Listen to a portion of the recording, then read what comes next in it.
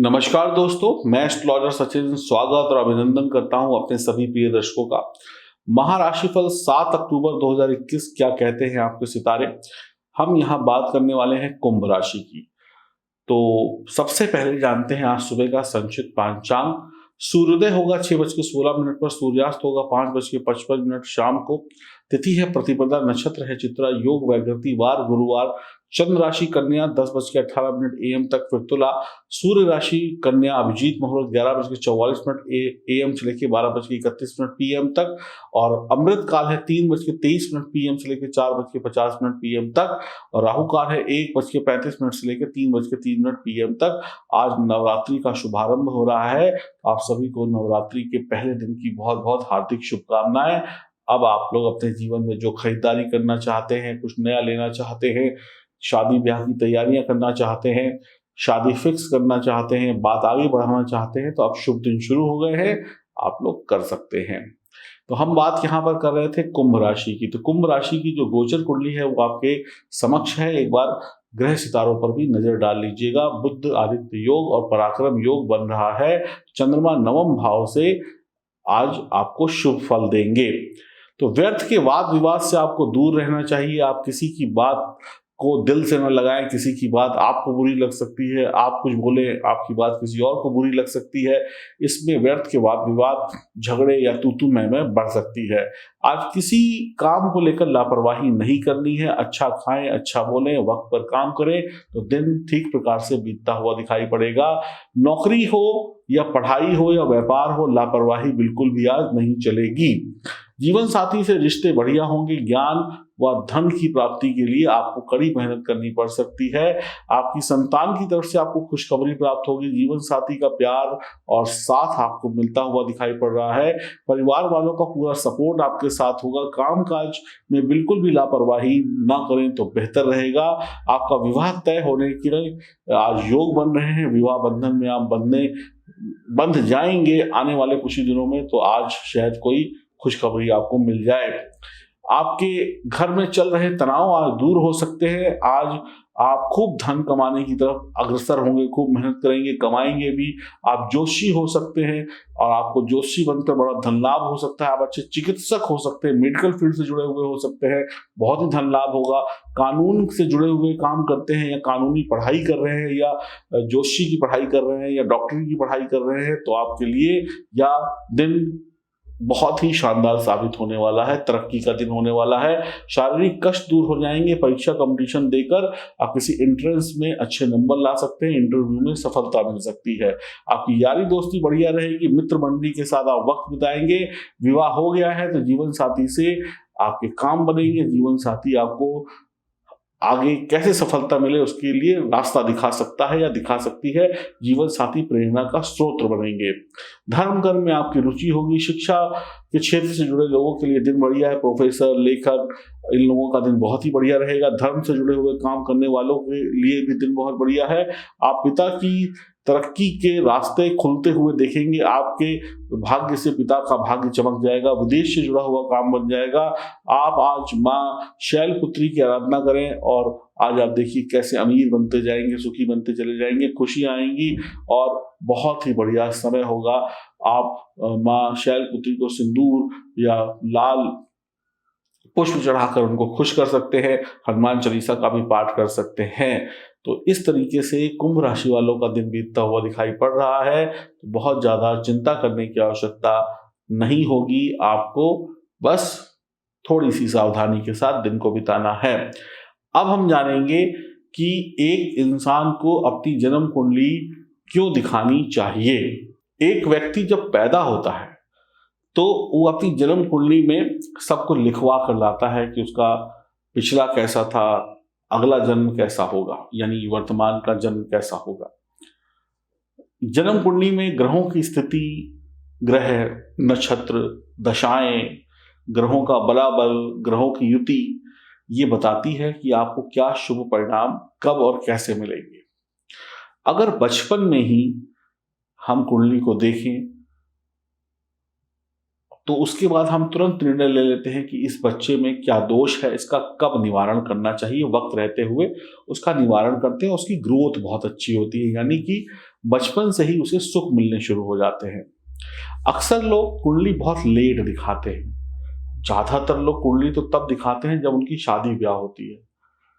तो ऐसे में आप जब बहुत लेट दिखाते हैं तो कई लोगों का जीवन बड़ा स्ट्रगल से बीतता है।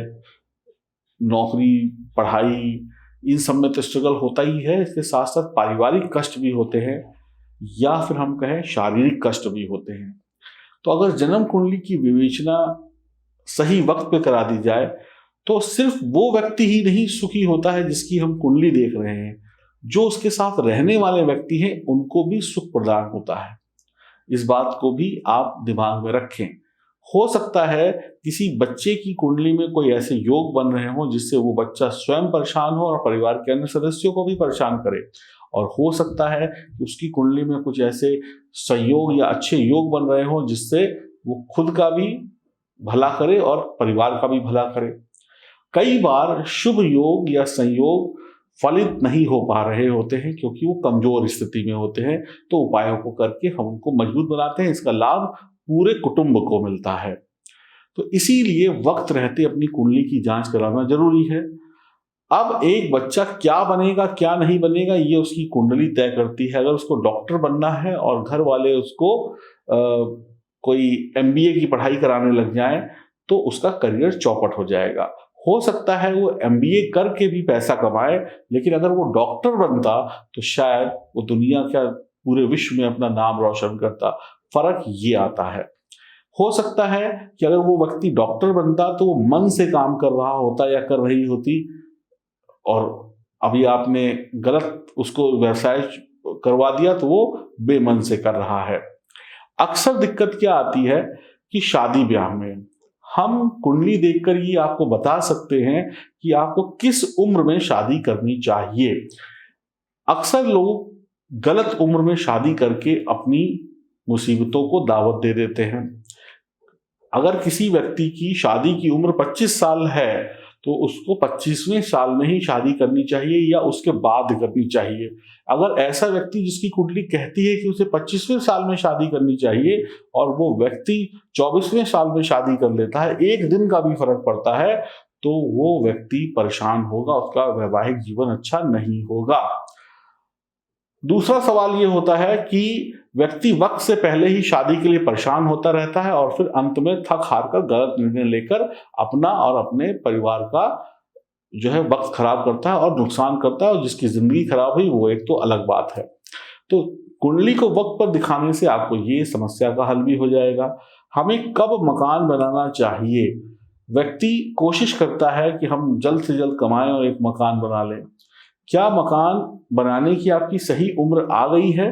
हो सकता है आपके पास पैसा हो और आप वक्त से पहले मकान बनाकर उस मकान से ही बर्बाद हो जाएं, और हो सकता है कि हम आपको ये बताएं आपकी जन्म कुंडली देखने के बाद कि आपको 40 साल की उम्र में मकान बनाना है कि या 35 साल की उम्र में बनाना है।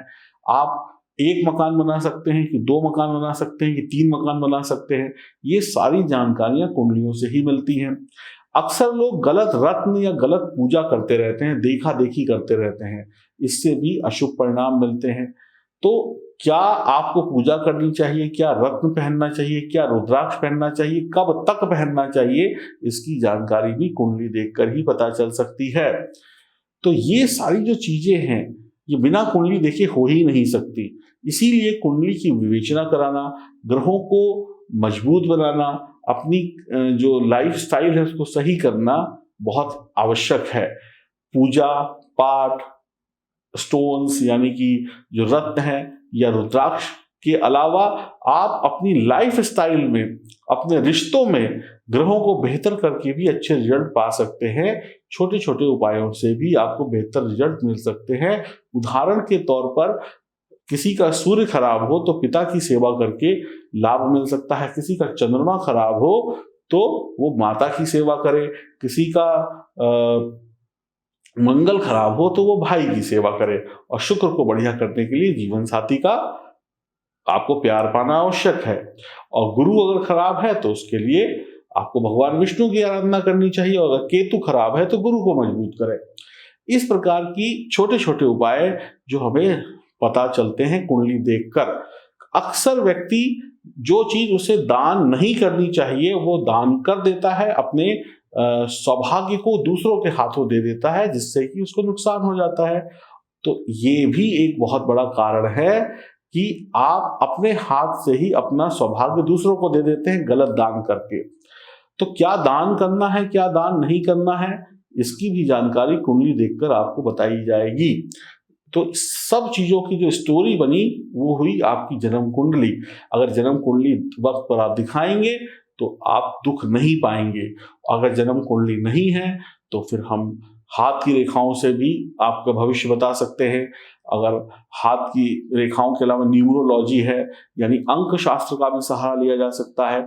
घर को सही करने के लिए वास्तु और महावास्तु का जो अद्भुत प्रयोग करके बिना तोड़ फोड़ के आपके घर को रहने योग्य बनाया जा सकता है। घर हो, फैक्ट्री हो, कार्यालय हो, और बहुत सारे तरीके हैं जिसके माध्यम से आपको आपके भविष्य की जानकारी दी जा सकती है। तो बहुत जरूरी है कि वक्त रहते आप अपनी जन्म कुंडली की विवेचना कराएं।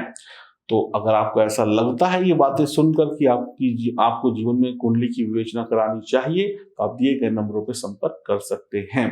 हरिओम, नमस्कार।